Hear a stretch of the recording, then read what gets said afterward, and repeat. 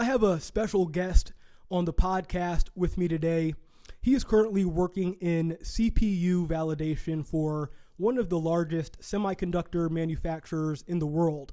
And today we're going to hopefully be talking about, amongst other things, the global semiconductor supply chain shortage and its effects on Bitcoin mining. Today I have Langston in the studio. This is another episode of Black Man Into the Wild. I'm blessed to be here with you all today, and I'm blessed to have you here with me as well. So let's get right into it. Now, Langston, I saw an article recently, and I think the headline was, Intel discloses small stake in crypto exchange Coinbase. Now, considering you have knowledge in the field, I'm interested in, what your thoughts are on Bitcoin and in general, from your experience, what are the computer engineers at Intel's thoughts as well?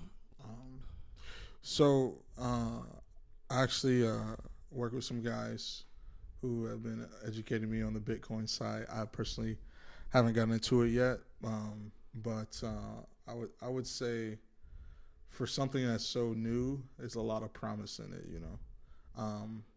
I got a friend who actually mines Bitcoin from his home in his garage, and he's been doing it for about a year now. He's brought out that capacity where it can pay for itself. So, but it costs a lot to get into. Obviously, with the chip shortage, you need a lot of power, just energy in general to power those machines to mine for you. But it's a real cool opportunity on the tech side to get into. I got two buddies that are into that. There's also a form of mining which it taps into like the 5G side of things. I know it's really vague, my knowledge on it, but he gave me some info on that as well. But it's kind of like a hobby for him now. But it's kind of the future here. Obviously you got people who are like getting paid in crypto now. Paying for things in crypto, and been a lot of ups and downs. Stock market wise and investments, but investment circle. But I think it's super cool. Yeah, and the reason I ask is because I think for the most part, all we hear about when it comes to Bitcoin are, the positive effects it will have on global wealth distribution and let's just call it individual wealth growth. However, the New York Times has a great article contrasting some of those thoughts, breaking down Bitcoin's energy inefficiencies, which industry players are currently, I think, turning a blind eye to. And the article goes into that. But it says, that the Bitcoin network, and this is the article I'm referring to, that the Bitcoin network uses more energy than the state of Washington, more energy than a third of the United States residential cooling energy, and more energy than all of Google's global operations. So I want to actually go to the article and read this little excerpt. It says, It says, all around the world, companies and individuals known as Bitcoin miners are competing to be the ones to validate transactions and enter them into the public ledger of all Bitcoin transactions. They basically play a guessing game, using powerful and power-hungry computers to try and beat out others. Because if they are successful, they're rewarded with newly created Bitcoin, which of course is worth a lot of money. This competition for newly created Bitcoin is called mining.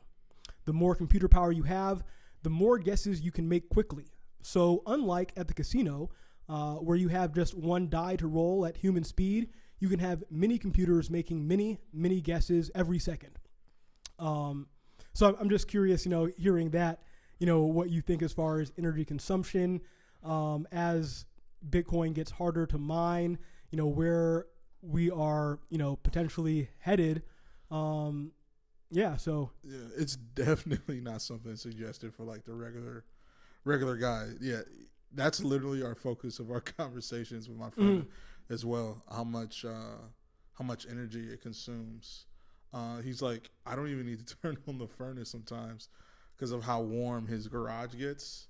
And I'm like, man, I that's not something I'm willing to get into, And I mean, he's bought thousands and thousands of dollars of equipment, and it drives up the price of his energy costs. So I can't imagine on a larger scale. I did come across that illegal mine. I think I was in Europe.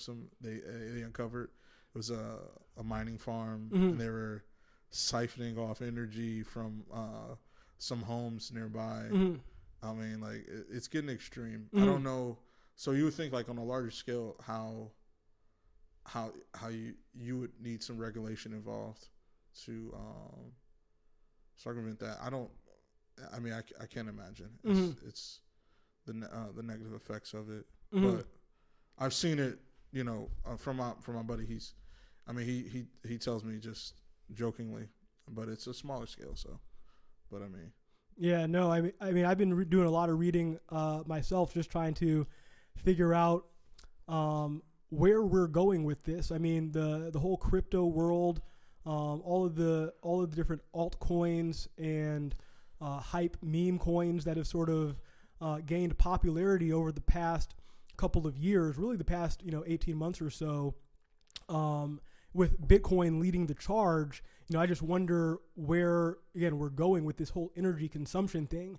And I was looking at an article coming from Bitcoin Magazine, and there's a portion with a subheading, Bitcoin and Semiconductor Security, where it says, and this is where I want to sort of get a little bit of your insight into really just in general, what are semiconductors and how they sort of play a role based on the knowledge you have in Bitcoin mining and the supply chain for Bitcoin mining rigs.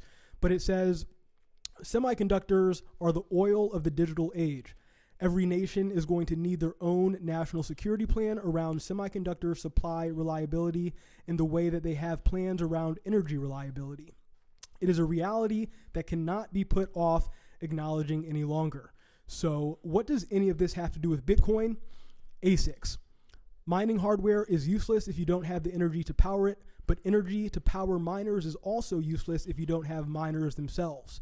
So I guess my first question for you is, just in general, again, what is a semiconductor? And second, how important of a role do semiconductors play in evolving and transforming this new sector of our global economy that is Bitcoin mining? So basically, it's a computer chip. You could, in terms of being able to power your device, process information, things like that. These are vital for the operation of it. If I didn't have a CPU in this computer here, it would not work, or GPU would not work. Same with other vital components, but with the CPU thing, these are, or GPU, it could be different functions. You have system on chip, which includes different components all on one, the CPU, GPU die, things like that, and these things are about the size of a quarter sometimes, but they power everything really. Now now that tech is moving so quickly, and then you factor in like smart devices, IoT, Internet of Things that work off of each other, Wi-Fi, home appliances, and our TVs have CPUs in them now. So the fact that COVID hit when it did, and everyone was pushed to stay indoors, stay home, the demand for all tech went up like crazy. So you have a market where the demand is crazy for it, but there's so many devices that utilize this component that you can't catch up fast enough to that demand, because all this tech needs it. Computers, people are buying cell phones now, more cell phones now, I guess, or computers now. Computers definitely, because you got a ton of people working from home now that didn't in the first place. And and that just, if you think about all that, factor that in, I mean, it puts us in an interesting situation. Mm-hmm. And I'm curious, what do you think it will take outside of just, sheer focused coordination? But how do we get out of this, sort of logistical nightmare that we're currently facing with getting the computer chips to the products that they need to be in and then into the hands of the consumers, so we don't have to, keep hearing about headlines as far as, semiconductor shortages around the world, and so on and so forth? So it'll change definitely in the future, but it's just, there's no easy fix for it. Mm-hmm. I think when you have a supply chain bottleneck, that basically means that you had all these companies in Asia, basically is where these semiconductors are being manufactured, Mm-hmm. which is the bigger problem. We can only speak on America. Obviously, we have to get out of that mindset. It's just only us. But you factor in the whole world, and that's kind of where COVID originated. That they're saying they shut down so many factories. Companies were stockpiling to prepare, and that backed up production or sales or availability of other products. Mm-hmm. So you could have a computer, a line of computers sitting there because they don't have chips yet, and then you can't ship them out and fulfill orders. Mm-hmm. So there you have a lot of situations like that. But we don't have enough fabrication sites to produce. Mm-hmm. Normally they say it takes about 3 years to get one up and running, and these places are huge, Mm-hmm. require a lot of energy and manpower to get going. No, absolutely. Factor in the workforce, and that's an issue right now. Getting talent. Everything is working off each other, Mm-hmm. and it's just a bad situation. I mean, I talked to some guys, the company I work for, they're on the result of COVID, and they're trying to circumvent this issue we have right now. They're fast forwarding projects. Mm-hmm. I know as Intel for sure, they broke ground Mm-hmm. recently on several Mm-hmm. sites Mm-hmm. in Texas Mm-hmm. and Arizona. Arizona, yeah. And they're struggling to find people to work. Mm-hmm. So no, yeah. I mean, it's funny that you are sort of talking about what these chip companies are doing to expand their footprint here in the United States to be able to facilitate that manufacturing and production. Like you said, there's a timeline of about 3-4 years minimum setting up the fabrication. But to be able to alleviate some of those pressures and those bottlenecks that we are currently experiencing. The only way. And I mean, there's no other way you can look at it. You can't even look at tech innovation, because we're going to need them. It's inevitable. You're Mm-hmm. going to need a semiconductor for your devices. Mm-hmm. That's what makes them smart. That being able to function with other devices, Mm-hmm. and have those advancements. Cars. Mm-hmm. I talked to a guy at Audi just for kicks, and he's like, "Oh yeah, we're not getting any cars in for a while, just because of a chip." Right. A chip. Right. Which is you like the end result. I'm Mm-hmm. sorry, the product, right? As a consumer, but it powers so many things. No, It's absolutely. Like, people and people have all these other concerns as consumers. Mm-hmm. Bringing up Christmas is coming up. Yeah. Man, it affects a lot. It definitely affects a lot. Mm-hmm. Yeah. And Once no, you're fine. once we get things, these fabs get up and going, there's other companies that can move things around. They have that scope, because they don't do just we just only make CPUs. There's companies like Qualcomm. Mm-hmm. Their stock is soaring Mm-hmm. because they have that bandwidth Mm-hmm. to produce other. They have their own fabs, or they have partnerships with other companies where they can push production into modem chips for cell phones. Mm-hmm. The handset business is doing great right Mm-hmm. now, especially specifically Android. It's doing really good for Qualcomm. Their Snapdragon processors, they're doing really well right now. Interesting. But, they're able to kind of shift their focus. So there's ways for companies to do that, but in general, the whole entire picture is to not concentrate production so much. No, That's for sure. Our situation right now. So yeah.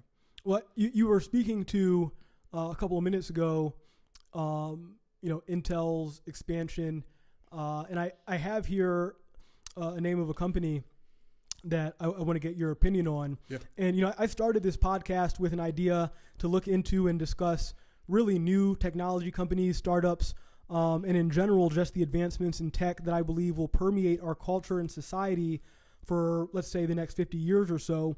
However, one company that I've recently been infatuated with has actually been around for some time now and has achieved global influence. And that company is Taiwan Semiconductor Manufacturing. And I know I sent an article to you the other day, and the article was talking about their continued expansion into the U.S. with a new $12 billion chip factory or fab in Arizona. And from your perspective, can you talk about the importance of TSMC to the global economy? And then pivoting, it seems as if Arizona has become a new hotbed for semiconductor manufacturing with Intel. Also, I think they're doing a $20 billion expansion down there. Man, they're spending money. Yeah, I mean, serious money. Yeah. Is there a reason outside of like the need to, outside of the need to focus on establishing the United States dominance in productivity and manufacturing, but specifically Arizona, like what's happening out there? I honestly do not, and that was my question to myself, and I haven't dug deeper into that. I'm not sure because I know Intel has campuses already in Chandler. Maybe it's a physical footprint. I think maybe this landmass being available. I'm not sure. I know Oregon doesn't have more of that because they have a concentrated campuses in Hillsboro. But yeah, that was one of my things. AMD has some stuff down there. But yeah, I can't speak to it. It's like TSMC to some companies. It's like Foxconn and Apple.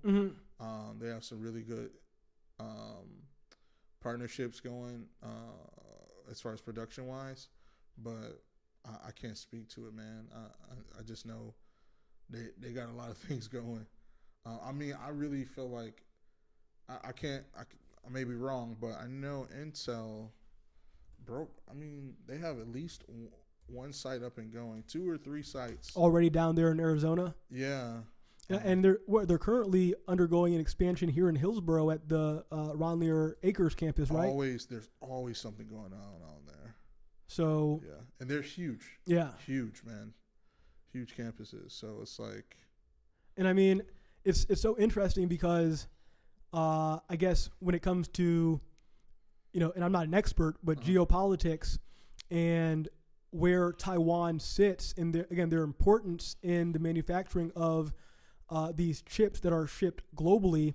You hear things about China and the United States and things like that, but it appears like the presence of TSMC in Taiwan sort of protects the country for or against any type of outside attacks, just because of how important it is to, again, the global supply chain. But I guess when we're hearing things about, their expansion into the United States markets, it's like, just in case something were to happen down the road, this is why we're building our footprint here so that we can, continue to be the provider. I don't know. No, so you bring up a good point. You're right. So what I did see, which may help a little bit, I guess. What I did see is that I know the Trump administration approved the the building of the TSMC Mm-hmm. campus, but I do know they also have they put forward an act with over, I want to say over $50 billion to invest in stateside chip manufacturing. No, yeah, it says right here. It says TSMC, the world's largest contract chip maker, announced in May 2020 it would build a $12 billion factory in Arizona, an apparent win by the Trump administration in its push to wrestle global tech supply chains back from China.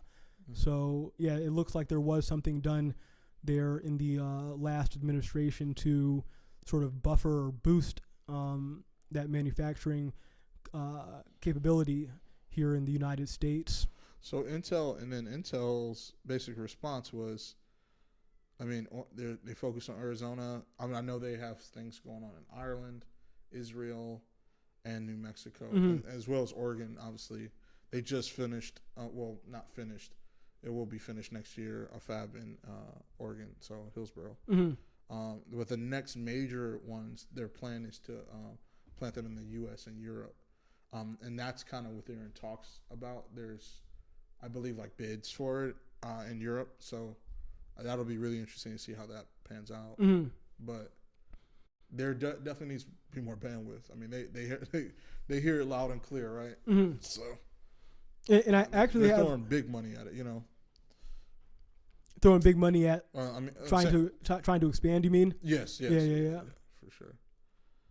I have a couple of other names here, Mm-hmm. as far as some of the other most influential semiconductor manufacturers. I just wanted to know from you, sort of what comes to mind when you hear their names. And those three are, you actually mentioned one of them a second ago, AMD, Nvidia, and Samsung. Just, a quick, tidbit as far as their importance to the semiconductor or microchip supply chain. Yeah, so I know Samsung has had, because they literally have a campus down in San Diego near Qualcomm. So they may be working alongside. I don't have much knowledge current day to that, but they have most likely are working alongside Qualcomm with their latest chip. But by themselves, they've done very well. Mm-hmm. Intel has fallen behind. So AMD and Nvidia, what the thing is with them, they're I would say they're big names, right? They're big ones, but I feel like based on action, I feel like Intel is gonna definitely come out on top. I mean, they have so many coals in the fire. So this will be really interesting on how that growth or how those plans pan out. But I know everyone AMD is kind of like, for any PC builder, that's their go-to. Nvidia, same thing. I mean, major GPU manufacturer, and they are considered one of the big guys. Mm-hmm. So we look at, one thing I learned myself recently is that there are smaller companies. I know you mentioned earlier Lattice. Mm-hmm. Yeah. There's CPUs for servers too. You got data centers popping up everywhere, Mm-hmm. so there's a lot of money for that. I know a company out in Santa Clara called Marvell Semiconductor. They're growing really quickly. Mm-hmm. I mean, just off the fact that they have really big orders Mm-hmm. and clients. Mm-hmm. You know what I'm saying? No, for sure. A backlog already. Yeah. So it's not just consumer.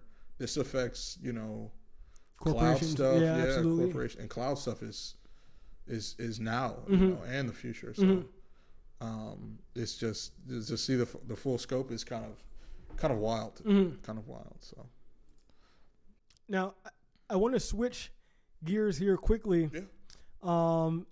And then let you, ask me a couple of questions if you have any questions for me. Yeah. Now, I think I saw you a couple of days ago post something about the recent Drink Champs interview with Kanye West.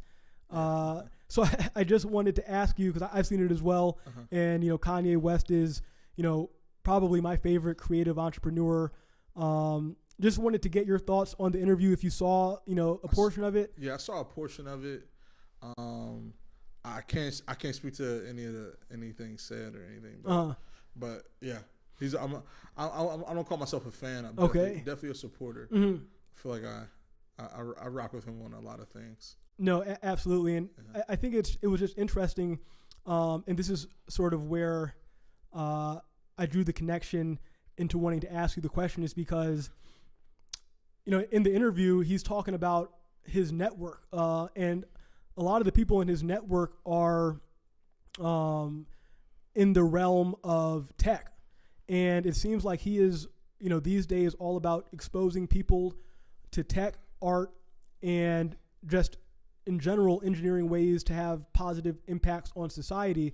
So I don't know. I just thought it was interesting. We're talking about Bitcoin, and in the interview he's talking about Jack Dorsey and Elon Musk, and both of them individually have some sort of stake in the cryptocurrency, and their companies being Tesla and Twitter, or if you want to say Cash App or Square, they're also in playing in that sort of arena too. So I don't know. I feel like Kanye is an interesting character nonetheless. Oh yeah, for sure.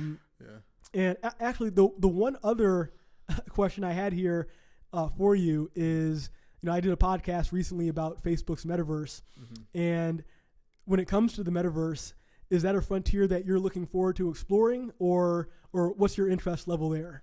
It's like the same, my same feeling about commercial travel to outer space. I'm like, maybe not for me. Plus, I probably couldn't afford it, but I don't know. It's not something I'm like well versed in or dive in.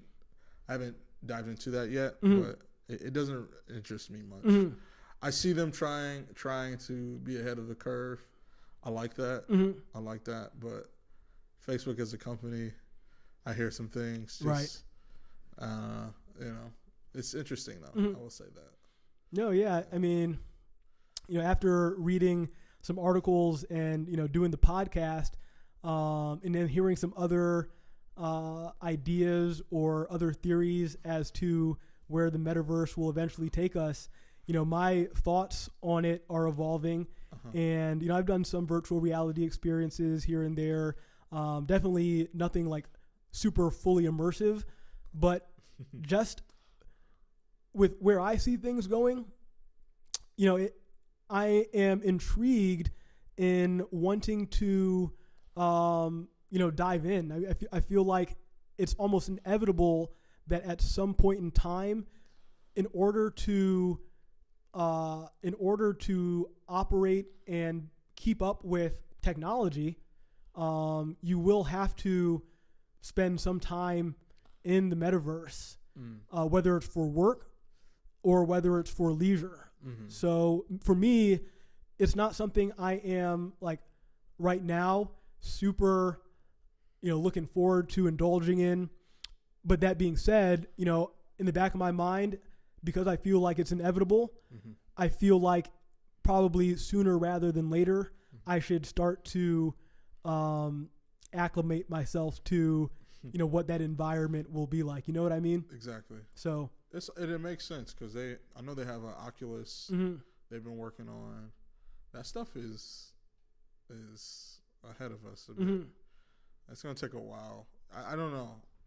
I'm not an engineer in that field, but I do think it's a cool concept. Yeah. No, for sure. And of course, if you have any questions for me, I mean, I'm super grateful, and I like I shared with you before, I'm super appreciative of you, joining the podcast today. Being that you do have the experience and the knowledge in the field. Me being in commercial real estate. Do you have any questions for me? Would love to answer those to the best I can. For sure, man. Thanks for having me. I think this chip shortage, I don't think it's always something that people they'll talk about but not really understand on a deeper level, because this is a big deal.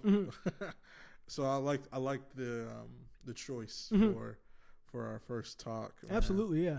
But yeah, man. So your side of things, I guess, in relation to the workforce, I mentioned a bit.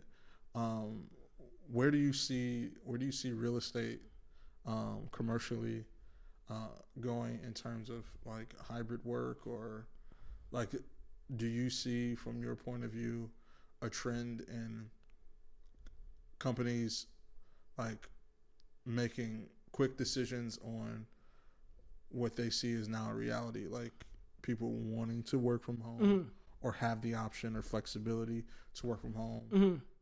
What do you see happening there? Well, I think it's like based on your perspective. Well, I wouldn't necessarily call it a tale of two cities, because there are more than two different types of commercial real estate assets. Yeah. But I focus on researching office buildings and industrial warehouses. So if we're just going to focus on those two, I would say it's a tale of two cities. Right. Being that industrial real estate has been expanding, has been growing, immaculately. Honestly, I mean, the introduction and the growth in e-commerce, has really benefited, I would say all of the industrial, specifically really the industrial warehouse product types. So I think that if you are in those types of industries where the companies are leasing or owning primarily industrial types of real estate, that that segment of the market will do well. And of course, those types of jobs typically require on campus or, on the job physically, being present. So I would say that there, nothing drastic will change negatively. Really positive growth and positive news coming from the industrial sector. On the office side of things, I think it's a little bit more tricky. Market by market, industry by industry. I think that where technology is today and how fast technology is advancing, by the time we are at the light at the end of the tunnel for this whole pandemic thing, I think that we will see a lot more, and we already are seeing a lot more hybrid type of work where employees are working part-time in the office building, part-time remote. And I think early on in the pandemic, organizations were reluctant to make a, how do I want to say this?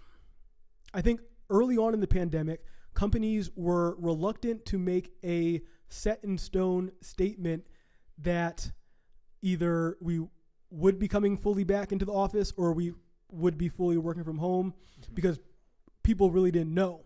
I think where we are now, heading into 2022, again, depending on the industry, depending on the type of company that you're working for, there's a lot more certainty as far as, yes, we are going to be fully moving to a work from home model. We're not going to be really needing that real estate overhead.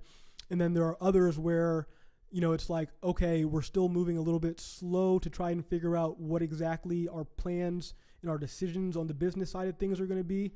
But I don't know. It's a really tricky question. I can imagine that. Yeah. I think, to make it more simple, you have cycles, right? The market moves cyclically, and at the end of 2019, it was boom and bust. I mean, office leasing momentum was crazy, especially here in Portland, where you have a growing tech sector. Companies expanding from Seattle, companies expanding from San Francisco. That's just not really happening right now. Yeah. And I think it's going to be a couple more years at the minimum until we start to see that.